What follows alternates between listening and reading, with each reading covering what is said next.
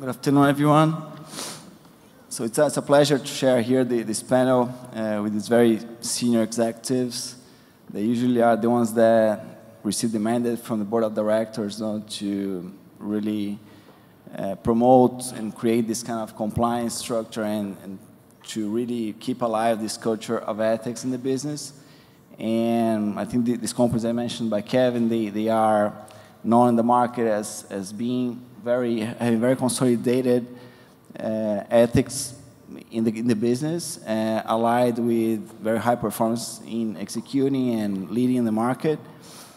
And I think the top of this panel and the main objective is to get the perspectives of these senior executives. How are their experiences, and which are the pitfalls, which are the main challenges that they see in this environment that we see that many of these companies are very highly innovative and operate in very competitive environments and worldwide in various different cultures and locations. So I'll ask first to each one of you to share a little bit the main challenges that you see nowadays in the business environment. Which are in your perspective as the CEO of these companies, and having passed in several locations, Latin America, operated in Mexico, in Spain, in some cases, Portugal, in Europe, in the US, also Santiago, and now in Brazil. Which are the main challenges that you see? Is it reputational challenges? Is it regulation challenges? How do you see that environment nowadays for the business? Which are the main challenges? Well, good afternoon, and thank you for the invitation. And well, when you start thinking about what is the concern you have all the time, what is what you keep you awake at night, it's always people. No?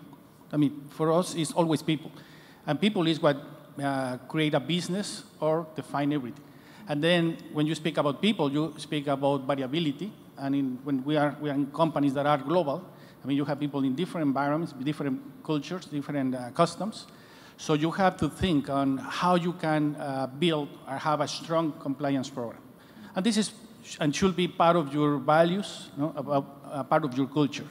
Now, the environment that we live today is very challenging. So we can say that we have a new world. No? The world is smaller.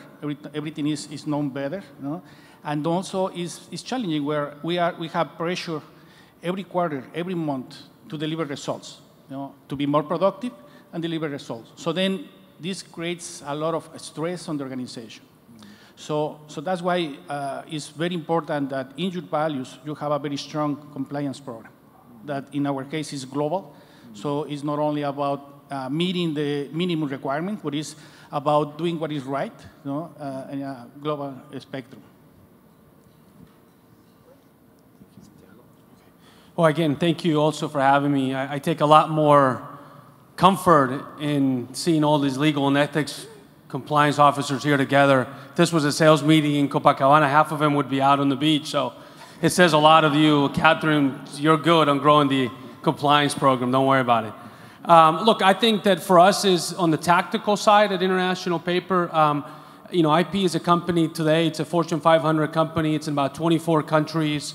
We're still principally 2/3 of our sales come from the US, but the other third, and where the company is going to be probably in the next 10 years, will be outside of the US.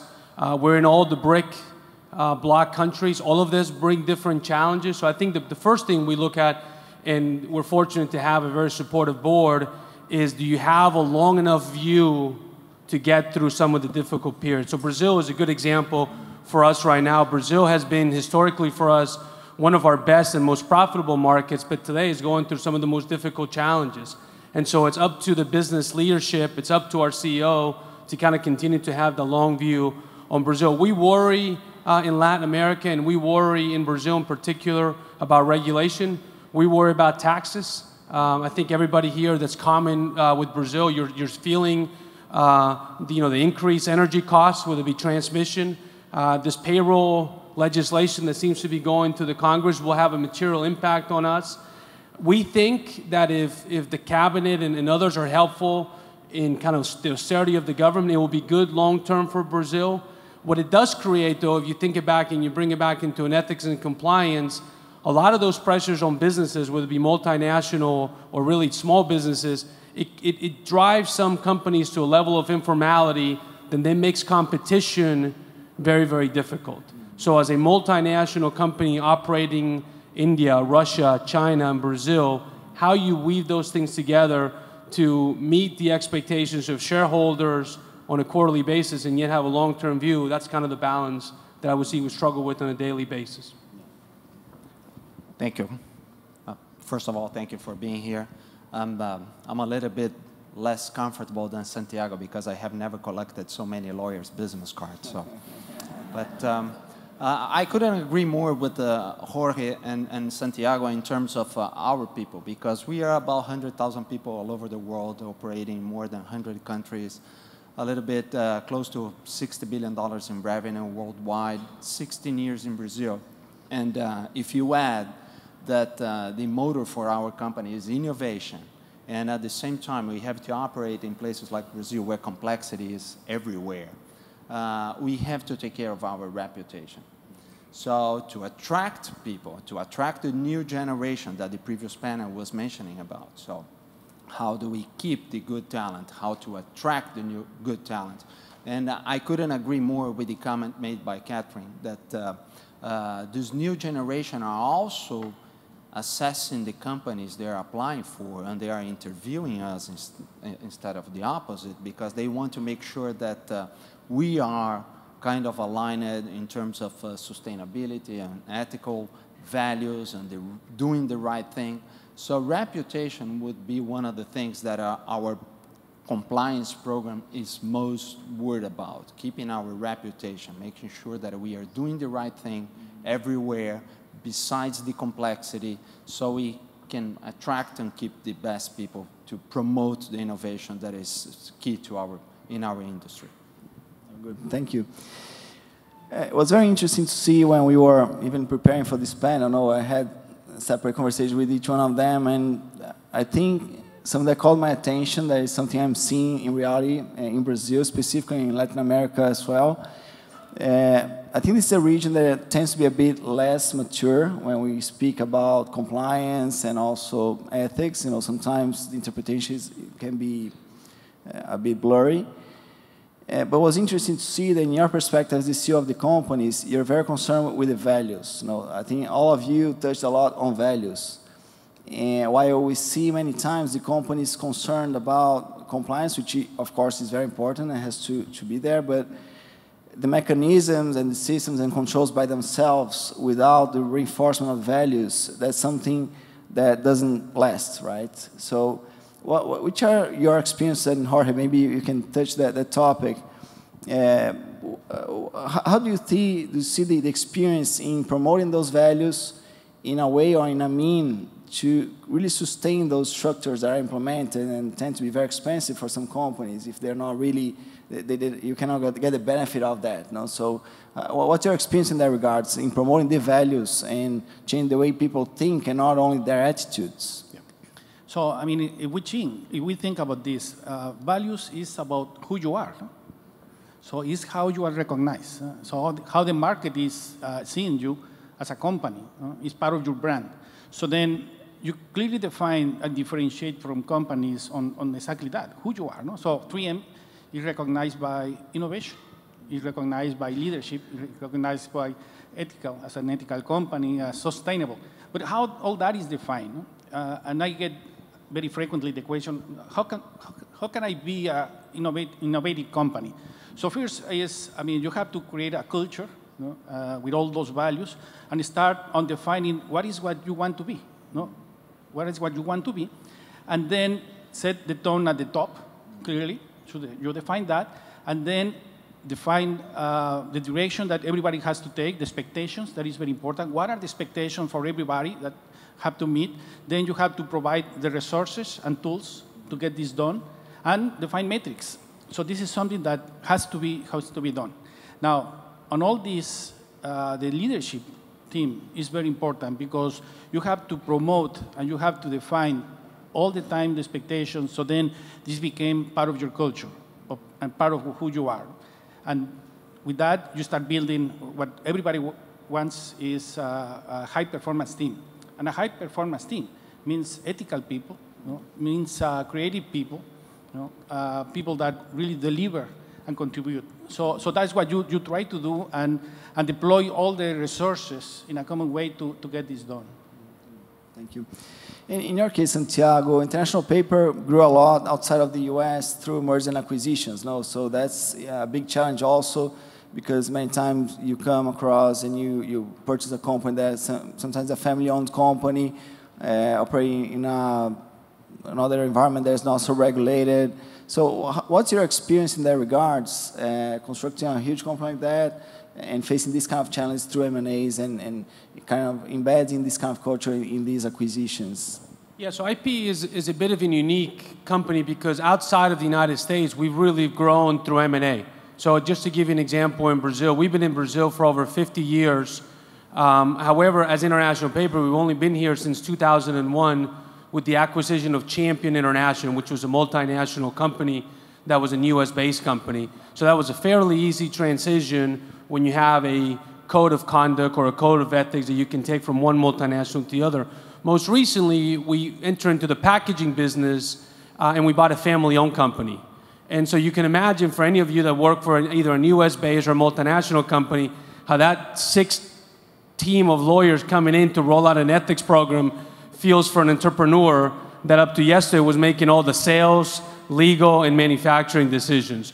So I think one of the things that we find, and I think it was mentioned in the earlier panel, I think very succinctly, was you have to have a local solution, but you have to be really true to your values. And I think Luis from Walmart said it most clearly in my mind was the quicker you can get to implement a set of values and a code of conduct and an ethical compliance that is aligned with what you are, the sooner you will get there.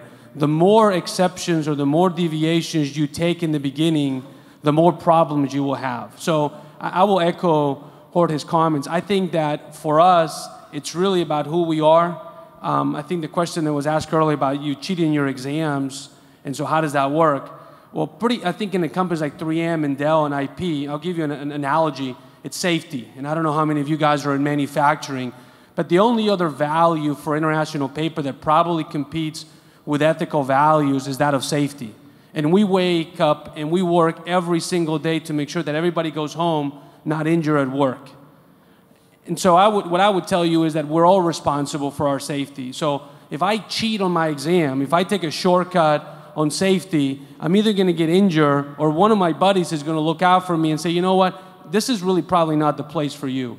So one of the things that we do, back to your question relative to M&A, is very, very quickly identify and roll out those things that are most core to IP, and then make sure that we are relentless in the way we talk about them, in the way we lead, and then also in the accountability that we have behind those programs. I don't know if that's good. And around accountability, how do you promote this message to management? Because it's not a one-person responsibility there, right? It's not the CEO responsibility, it's not the compliance officer responsibility. How do you promote that to management overall, this ownership and this accountability? Because that's crucial, right, for these programs to work, no? Yeah.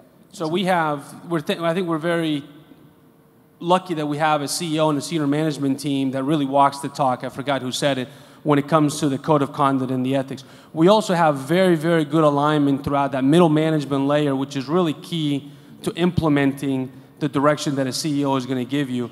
I think equally important, we have a very, very robust internal controls program, and then we also have what we call International Paper, which I think is common throughout most companies, is what we call a helpline call, which is an anonymous 1-800 number in the United States, or I think 0 here in Brazil, where if you happen to notice something that you don't believe is aligned with that code of conduct, you are free and expected to make a phone call and say, hey, I saw Luis talking to one of our competitors at the Ethisphere in Copacabana, and they were having a great time. Okay. So what you do with that, so give you an example, there's 60,000 of us, we get about 1,000 calls, about 1/3 of them are substantiated. So if you think in terms of true numbers, it's probably not that many calls, but of those calls that are substantiated, they have to be either with employee behavior, they have to be with how you impart discipline, And then a few of them have to do with some really, really serious things that go to our board of directors. So of those 1,100 calls, we get about 4 a year that go to the audit and finance committee of the board, which are obviously material enough to the company. And then when you have a board that's committed to that and that cascades down, and it's kind of a self-fulfilling loop, pretty soon people get aligned pretty quickly around what compliance means to us. Okay, thank you. And Luis, for you, in the conversation we had previously, I think it was very interesting, your point about the corporate responsibility in kind of even educating the employees and the community around the business, no? And also in the business that Dell does, involved with technology, also the coaching and the training and guidance to employees around how to use and how to operate in this new environment, no, that we are having with social media. Can you elaborate a bit more for that? Yeah, very good. And if you take our industry where the dynamics are very, very fast and change a lot, communicating to our population is key. So we spend a lot of resources and we do a lot of investments to make sure that we are communicating constantly with our population related to anything, market, transition, new products, new venues, because we are in an industry that is always changing. And we use those very same resources to make sure that they understand the very core set of values of the company and how to correlate to those values on a daily basis, being ethical issues, being using the tools we have to bring an issue autonomously. And lately, we had this situation where how to manage or how to have a perspective of our employees using social media, because that's a reality. I mean, we cannot fight against that. But at the same time, we were concerned about letting them use Facebook during their work time or accessing from our internet, or what they are going to say about the company or not, and if they are going to relate to people talking about there or not, and how can we make that a good story and not a bad one or a disaster at the end of the day. So first of all, we decided that everyone can use whatever they want anytime they want, because that's a matter of a maturity or understanding that they have a results to deliver at the end of the day, but they also can spend the time on social media or whatever they want to do. And so that was the first part. We need to recognize, we need to acknowledge that they will use social media regardless if you want or not, if you're closing your intranet or not, because they have smartphones and their own computers, and that's going to happen anyway. So why not train everybody? Why not educate everybody on social media so they can not even deal accordingly to some values of the company, but also be a spokesperson for the company.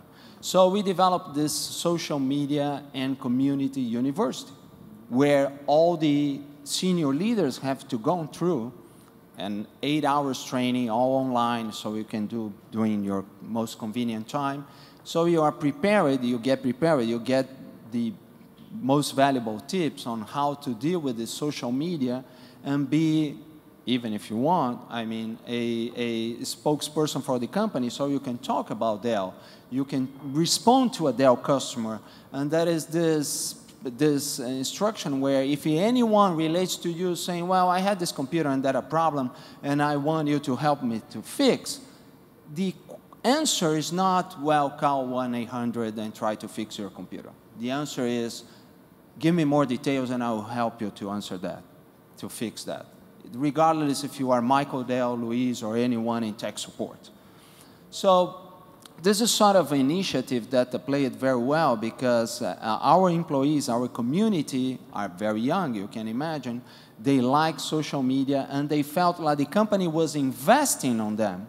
So they learned how to behave on social medias, which turns out to be good for them as well, because some of them were inadvertently doing bad things for themselves in the way they were exposing themselves or posting ideas or opinions which is something that anyone who's a father in this room is concerned about. So this is the first one. The second one was related to LinkedIn. So LinkedIn, I mean, everybody has a profile on LinkedIn, and we found out that most of our employees have a LinkedIn profile, and they were not good. I mean, some of them were nice, some were not. Why not help them pimp their profile? So we developed this initiative within the company where the HR, the specialists, are helping anyone who wants to improve their profile in the LinkedIn. So it was a combination of efforts to make all the employees behave accordingly on the social media, being Dell's spokesperson, being an individual, being a professional, so embracing something that we cannot avoid and we must recognize, which are the social media. Thank you. A question to the group. No, many times, I think the corporates, they tend to focus a lot on internal employees, and also third parties that work for them as service providers. But depending on the location that we operate, sometimes you create that value or you try to promote that internally, but then when the person goes out of the company, they face a completely different reality. And I myself have seen that for trainees, for example, that sometimes live like in, not really trees, but office people that live sometimes in slums, and they deal with drug dealers, and inside a company, they face a completely different environment. So how do you see the responsibility and the role of corporates and organizations in the community overall, depending on the location you're operating, in more poor areas? How do you see that importance of corporate promoting that to the community so the change can come outside in and not inside out? To the group, anyone then? Well, I can start because I have a very nice story to share. We have this compliance program all over the world forever, and we have always been doing all the training, the mandatory training. So we said, well, in Brazil, we want to do something different. We want to go the extra mile because we were concerned about the perception index map, all red, Latin America. So we want to make sure that we are not destroying the reputation of Dell from Brazil. So, which is a concern that everybody every day takes my sleep out. So we developed this committee, this ethical committee in Brazil where employees, Dell employees are volunteers. So they started talking about ethical values and the company's values with all the employees, several different venues, several different initiatives. And prior to this effort that started about two years ago, actually, we have a very large facility in south part of Brazil, and that was just one entrance. But there are several streets getting to that entrance. So, Brazilians, someone mentioned, we have the bad behavior of offensive driving. So everybody trying to get at 8 in the morning at that facility, and there were kind of a little bit of clash people getting into the facility. And after a couple months, we saw that everybody was getting into the facility in a more coordinated, unordinated way. So what changed the behavior of that set of employees?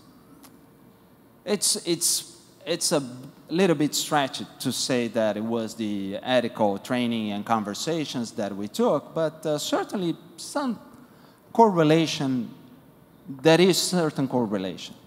So if you think that that particular and minor behavior was changed because of the ethical effort of that committee, volunteers, was possible, probably some behavior those individuals are taking to their own community.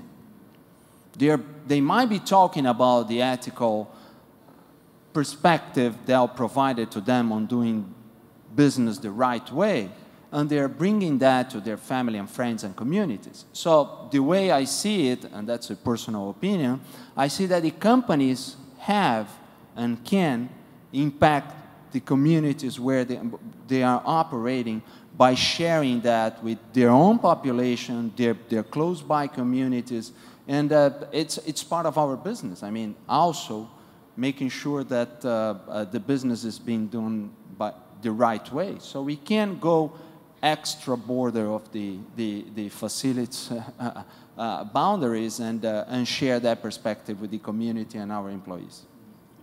So probably I can add some information. So then I spoke a lot about expectations. Huh? So for every employee, we have leadership behaviors that are expected. One of them, of course, is ethical, ethical and how you act. That's one very important. And we have a code of conduct that defines be good, be honest, be accurate, and a series of things. Also, we have a solid program for all employees for training, education on all these things. But then, not only is for the people in 3M, we also do this for, as part of doing business, we have partners that we ask them to behave in the way it should be done. So we have also a big influence in a lot of people. All the partners that work with 3M could be distributors, will be converters, or could be third parties that we also are directing that behavior or that direction, our expectation. We also have an important influence on internship, people that are with us, or trainees that we have, where it's a big part of the community where we are located, and we create this positive environment that I believe is critical and important.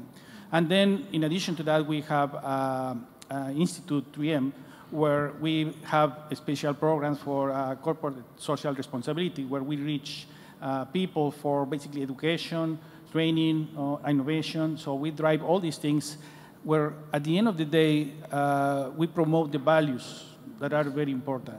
And this help on the location where we are based. Okay, good, thank you. Let's open for some questions here in the middle, then we can continue. Any questions to the panel?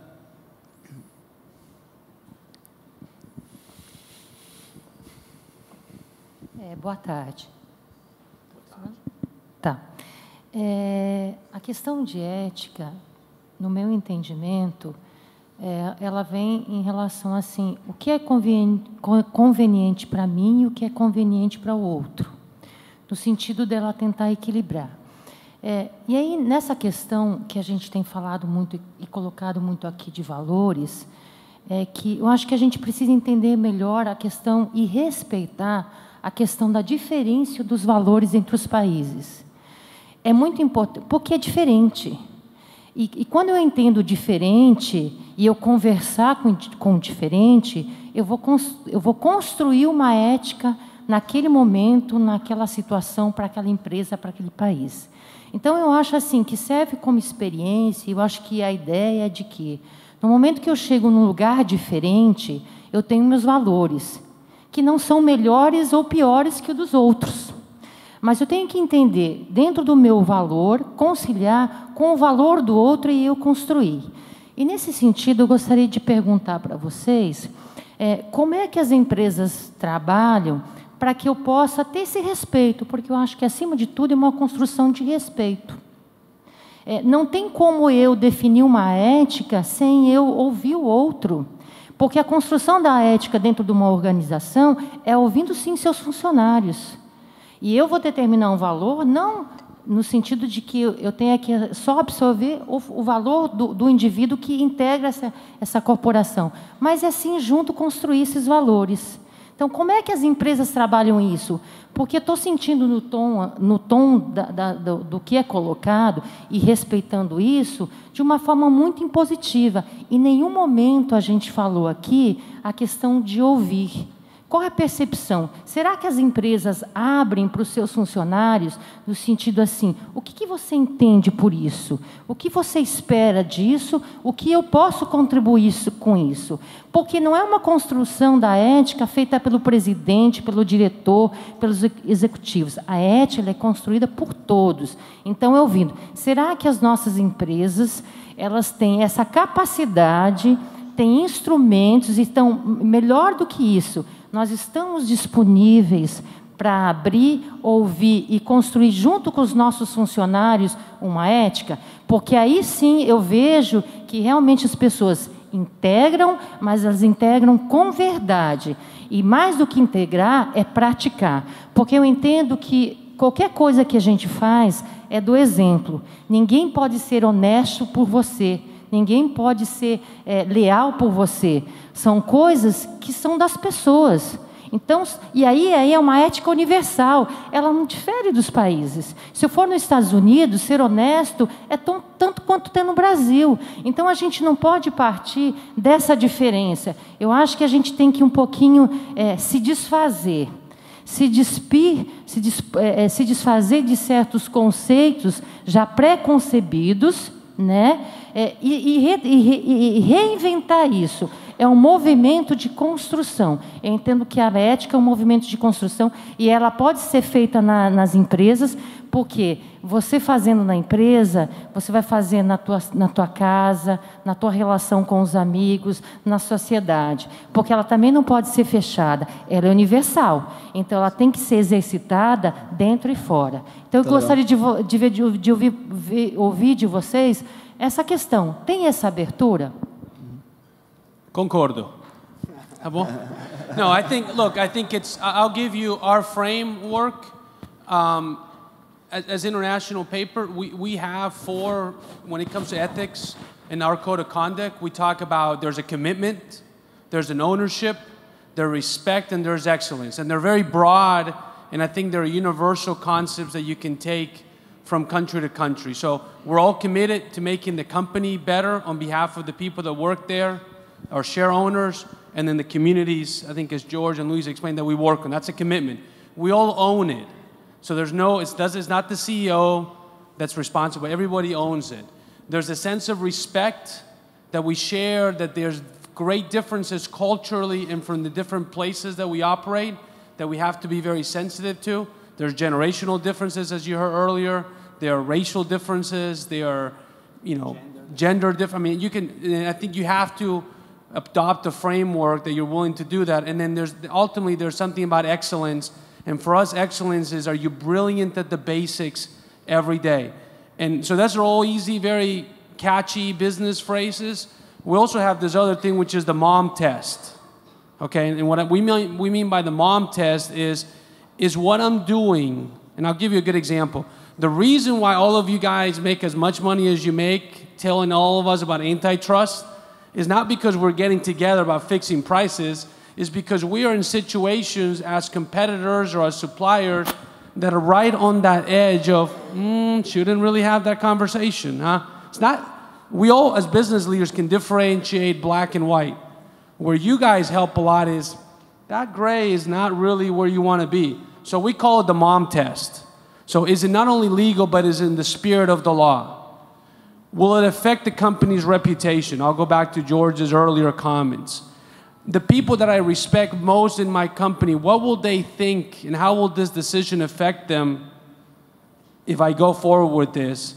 If this decision becomes public tomorrow and it's in Fox News and CNN and Global, how will that work? So it's that old adage of, will I be proud to call my mom tomorrow and tell her, hey, I just made this decision. So I think to your point, the differences are there, culturally are there, but there's some pretty clear foundational principles that I think go independent of where you are, country, continent, or anywhere else. I don't know if that helps or not. Yeah. So if I can mention, in the company, you have basically a global strategy and local execution. And then that's very important because every country is different. No? There are differences in the culture, in the common practices. But then you have a very specific values that you have to set. No? And when you are building a solid strategic compliance program, you need first to think about building and maintaining this compliance culture. So that is very important. And it's building. This is the first word. Second is you have to assess and mitigate the risk. So you need to understand where you are and what needs to be done and how to mitigate. No? And the third one is you have to provide the tools and resources. So those are the three things that are very, very important. So, and it's not different that when you do a business. No? You do almost the same. You do an assessment, you do a plan, a prioritization, where you need to focus, and then a plan, and you execute the plan. Basically, you do that. No? And it takes time. No?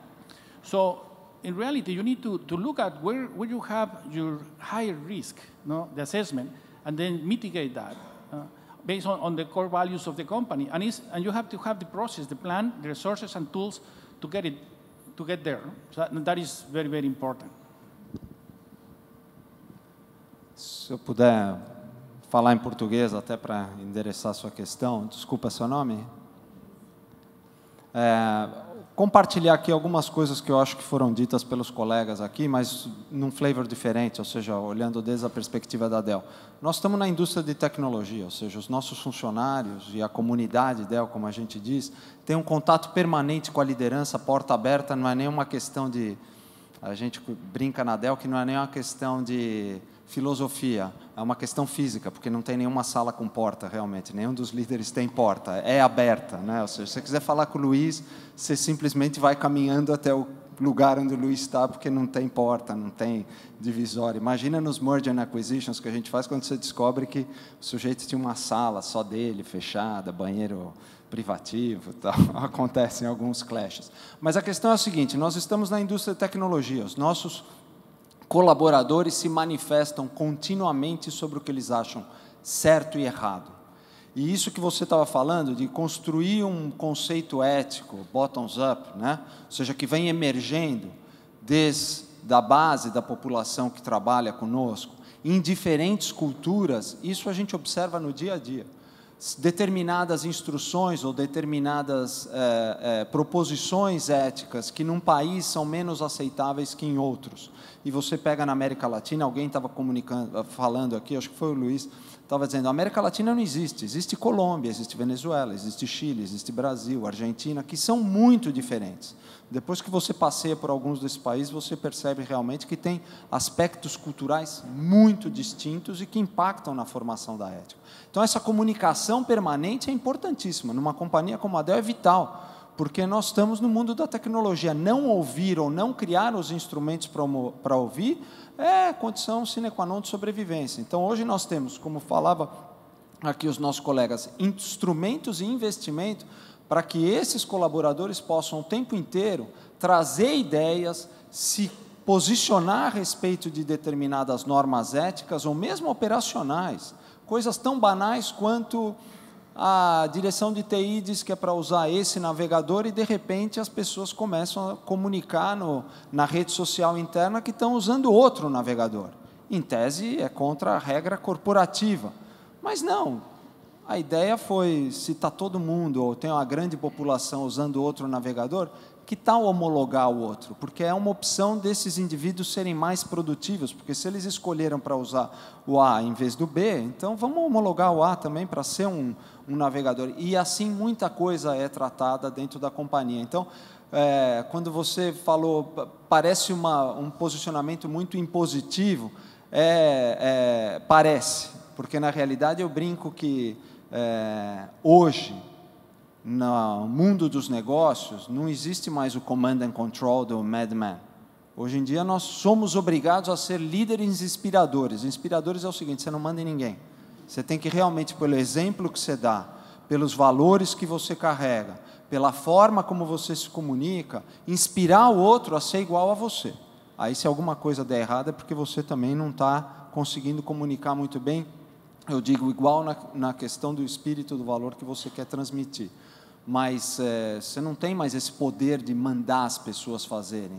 Estávamos falando aqui das novas gerações, você não manda ninguém fazer nada, né? Você diz qual que é o conjunto de ferramentas, o resultado esperado, e se o indivíduo passou o dia inteiro no Facebook e entregou o resultado no final do dia, ensina para os outros. Não tem problema, ensina para os outros, porque talvez ele seja um funcionário mais feliz e vai fazer os outros serem mais felizes. Agora, se o outro trabalha 24 horas para entregar o mesmo resultado, é uma questão da produtividade, da capacidade, do treinamento que precisa ser feito, precisa ser melhorado. Então, a versão impositiva eu questiono, porque nas empresas hoje modernas, elas têm que conviver com esse both-way communication effort, porque senão não sobrevive, senão você não retém os bons talentos. Aqueles que estão dispostos a só te obedecer, você vai formar um pensamento único, é a morte, e você não vai ter os melhores talentos, porque os melhores talentos vão entrar questionando alguma coisa já no dia 0, e sem muita cerimônia. Não demora muitos dias para um new hire vir para mim e falar, sabe o que é, Luiz?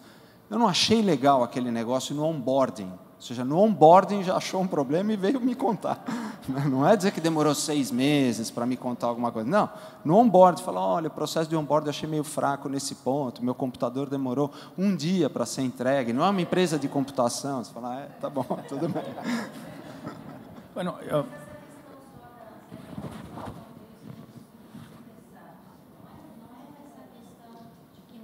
ninguém é obrigado a fazer ninguém. É do lado de repente, eu já criar um preconceito em relação àquelas culturas, àqueles valores. Era nesse sentido que eu quis colocar. Porque, às vezes, isso é implícito nas pessoas. Eu já chego fazendo um preconceito a partir dos meus valores sobre uma outra cultura. Então, é nesse sentido. Não é nesse sentido de que hoje eu mando. Não, realmente não funciona desse jeito. E porque o mundo já mudou, o mundo fez um movimento, e isso não cabe mais. Mas, talvez, ainda a gente, as empresas, os países, as pessoas...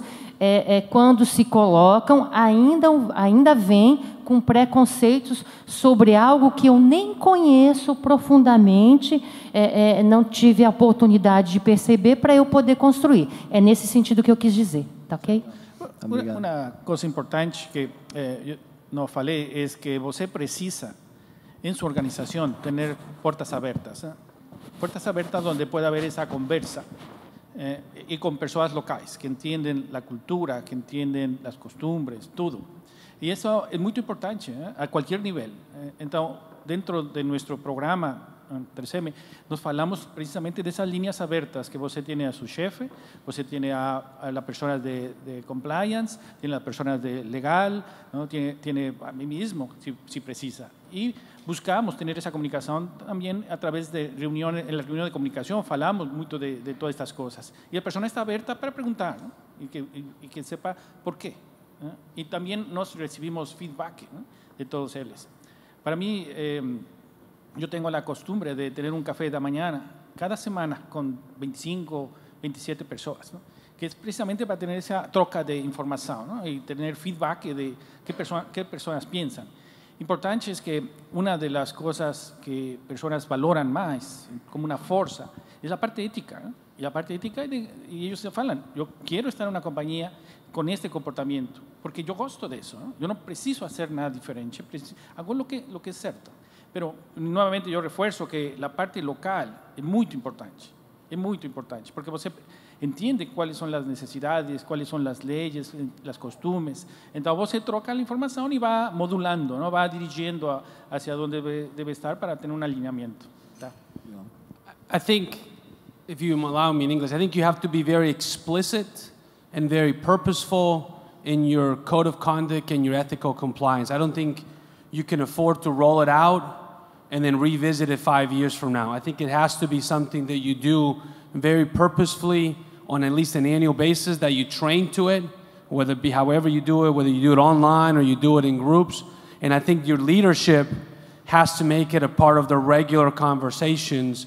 We all assume that everybody in this room is ethical and wants to do the right thing, but I think to your question, we all come at that assumption very differently. And the more time that you spend, as basic as it sounds, I go back to the analogy on safety. We all want to go home safe every day from a manufacturing job, but you have to be very explicit as to what you mean and what safety behavior looks like, and how everybody as a leader and responsible for their own ethical, what you as a leader and what you as an ethical and ethics and compliance organization expect of everyone in the company. So maybe that, I don't know, that helps you a little bit more. Good. You know, I think it's a very interesting reflection, you know, and I think it goes back to which are the corporate values. You know, they're not the same for every company. And I think the core values of a company is somehow related to its existence and to its position and ambition to where they operate. You know? And of course, the alignment has to exist, and this openness, it's very interesting. I don't know if it's common to see companies changing their values. I think it is possible, you know, considering the change in the environment and the circumstance. Sometimes you may see that, okay, leadership is a value, can be, in the market, but sometimes if that costs environmental issues, you know, and the environment each time is more relevant as it has to be.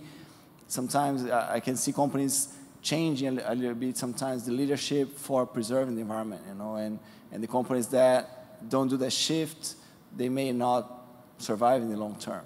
So I think it's about resilience and existence, which is what we're talking about here somehow, no? In essence. Very good. Any more questions? Hi, I just noticed that you're all country managers of US-based companies.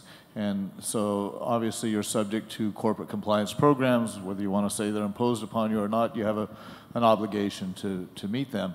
But I'm curious how much autonomy you have within your country to support and supplement those programs in ways that you feel better meet your employees and what's going on here in Brazil.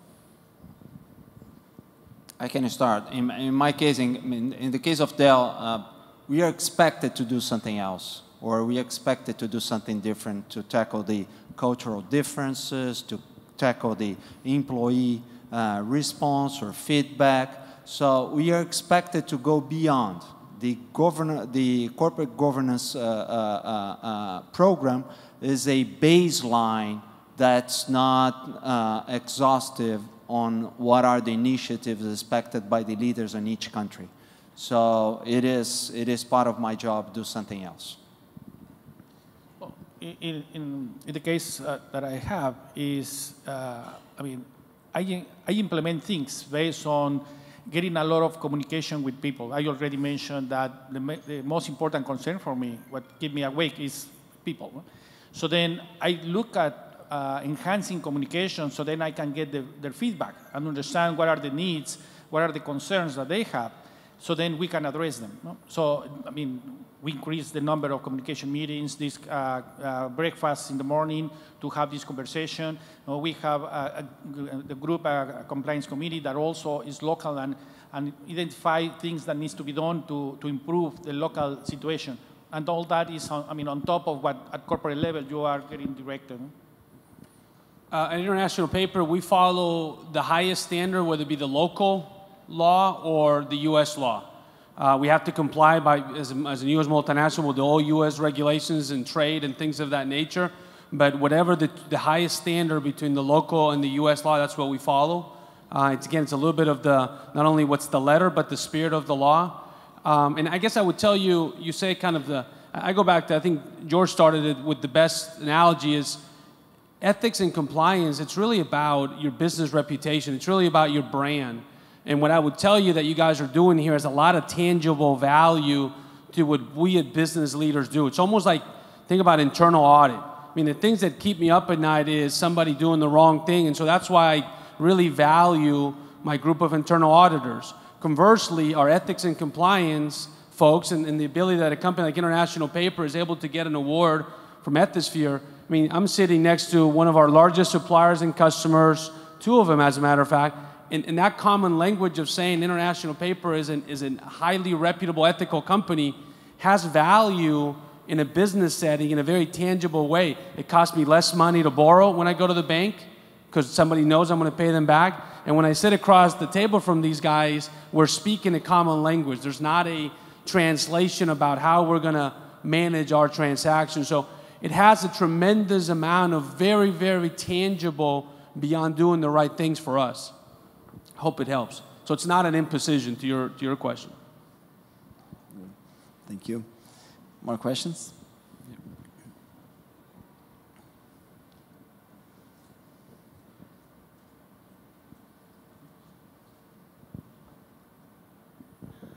Boa tarde, vou falar em português mesmo. Eu percebo que hoje as empresas ainda têm muitos problemas de não compliance, principalmente no Brasil, principalmente a documentação. E hoje as empresas estão pensando em aplicar medidas disciplinares para muitos funcionários, com relação a não preenchimento de contratos, não assinaturas. Como é que vocês veem isso, aplicar medidas para non-compliant employees versus recognition? Porque eu acho que também a gente tem que reconhecer aqueles que são exemplos dentro da organização. Queria saber se vocês têm esse tipo de problema ou solução e se vocês fazem as duas coisas, reconhecimento e também a aplicação de medidas disciplinares. Com certeza, na 3M nós fazemos as duas coisas, não? Porque você precisa reconhecer quando a pessoa atua bem.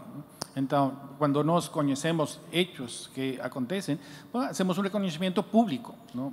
Precisamente para fortalecer essa comunicação. E, por outro lado, quando algo acontece inadequado, dependendo do grado, nós damos recomendação à pessoa, ¿no? Un warning, pero o si no también puede ser incluso una acción más fuerte como una división. Entonces, todo depende, ¿no? Pero você precisa tener las dos cosas. Es muy importante el reconocimiento, muy importante, sin duda. Yo creo que es sumamente importante en cualquier país, sea Brasil, sea Estados Unidos, sea India, sea Rusia, de implementar sistemas. Yo creo que Luis de Walmart mencionó, entre más rápido você puede implementar sistemas de control interno que te lleven a ese nivel de compliance, mucho más fácil va a ser el tema de accountability, ¿cierto? What I would tell you is recognition is great, but recognition for doing the right thing is also what's expected. So I think you need to be mindful about recognizing someone for filing the paperwork on time. So I think there's a fine line between punishing for the right reasons, which I think I agree with George. I think you disseminate that lesson clearly, but recognizing for also doing what's expected. There's a fine line in our book. I don't know if that helps. One last question. We're running out of time, but let's get one more question that we can. And precisely on the recognition, would you say that attaining a goal of sales, it's what's expected from your salespeople? And you will normally pay them a bonus if they do what's expected from them. Because I hear a lot of companies saying that we need to recognize, but I haven't seen anybody say there is a salary attached to being excellent, not only doing what's expected, but going beyond. And you normally would recognize an employee not by doing the right thing, but by being excellent. And what I'm constantly seeing is that all companies recognize excellence in ethics and compliance with an award with no monetary value. And what we are communicating to our people is it's more important to sell more because I'll pay you and I'll recognize you, I'll give you an award, and I'll also pay you. Isn't that a bit of non-consistent? Because we're just awarding excellence with a token? So I think I would give you my perspective. I think you got to make sure that the bonus program and what you work for, I would strongly encourage you, are aligned with the business goals.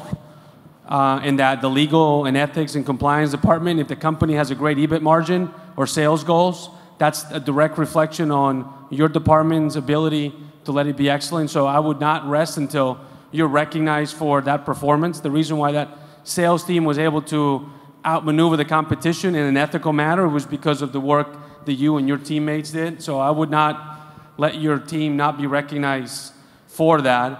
I think anything that drives brand, I think anything that drives the company's value being greater on the eyes of the shareholder needs to be recognized materially and with a beautiful plaque that Ethisphere gives you as well. So I'd say do both. What I can say about recognition is that recognition and the meaning of recognition is different for every person. No? And it is well known that, I mean, for salespeople, of course, they get recognition for the sales and they have a variable compensation. But in terms of recognition, the most valuable is not money. You know? Because money, when you get it, you are very happy. But then, I mean, 5 hours later or next day, it's gone. Then if you got a recognition, a letter, a presentation, you are in a communication meeting, you don't forget that. No? You go to your house, speak with your kids, your wife, or your husband, and say, guess what? I mean, this is what happened in the company. I am so proud I did this. I mean, and it's amazing. And this will stay forever, no, in the mind of the person. So it depends on that. No? Yeah, and if I can share a different perspective related to the front you pose on salespeople and non-sales employees, one of our core values is the meritocracy, meaning that everyone is eligible for a recognition. If you are in sales, probably related to your performance in sales. If you are in accounting, probably related to the quality of the work you deliver at the end of the day in our books, not being creative, but doing the right thing at the right timing and complying with all the expectations around that job. But we do a lot of recognitions. I mean, all leaders have a budget to spend on recognition, not to their own employees, but to someone else's employees. So you come to me and say, I want you to spend your budget's money recognizing someone from that organization that has nothing to do with you, but help us to make our work to be done today. So I may approve a recognition for someone that is in legal because helped with a contract. I may have a recognition from someone in security that have helped because of a transportation issue that we have with an employees that ended up in a security issue. So it is a meritocracy where we are recognizing the ones that went beyond their expectations, their description job, and they did the extra mile. And we celebrate a lot, and I couldn't agree more that those individuals, they value a lot more the recognition, their name, the public recognition, the plaque, or even the money, but it's not about money, because if it were only about money, they will be applying for sales. And that's okay. I mean, not all salespeople are happy, unfortunately, but they are not. Okay. Thank you very much. We ran out of time, so I appreciate. I'll just ask a last word from each one of you regarding the ethics and how companies that are in their effort to promote the ethics in their businesses and looking to last long. Last word for each one of you, please. Okay. I guess one of the things we need to think about it is that when it comes to ethics issues, there is a lot of a gray area that we need to tackle. We need to talk about it. We need to openly talk about it in our communities, in our companies, in our family. I mean, everyone that has a teenager at home knows what is downloading music from some sort of shady internet site. But at the same time, there's a lot of black and white. I mean, there's a lot of things that there is no doubt what is wrong and what is right.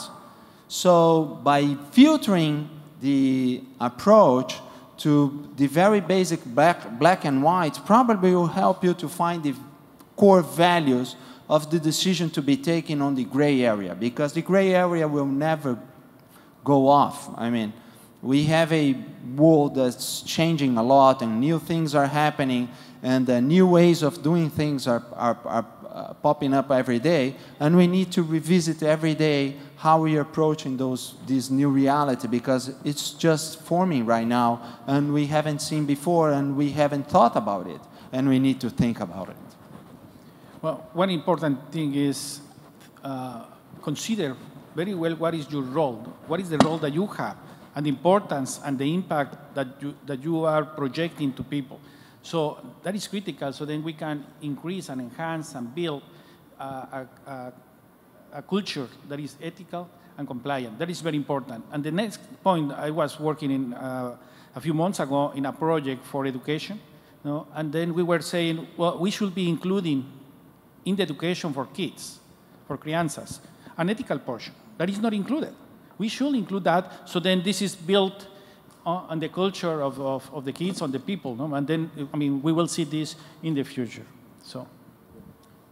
I guess I'll just close with what I said earlier. I mean, I think what you're doing and the investment you're making, and the reason why I chose to be here is because this matters, this impacts the brand, it impacts the reputation of the company that has a tangible value, much like having a strong balance sheet does.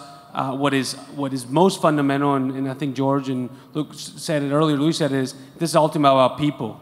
And people are the folks that are going to build a company much longer than any of us are here. So the work that you're doing, and the reason why having an ethical, value-centric company matters, is because that's the legacy, in essence, we're all going to leave for the next generation. Very good. Well, thank you very much, Luis, Jorge, Santiago. We ran out of time, and we ran over a bit. But I hope you guys enjoyed and was valuable for you as much as it was for me. Thank you very much.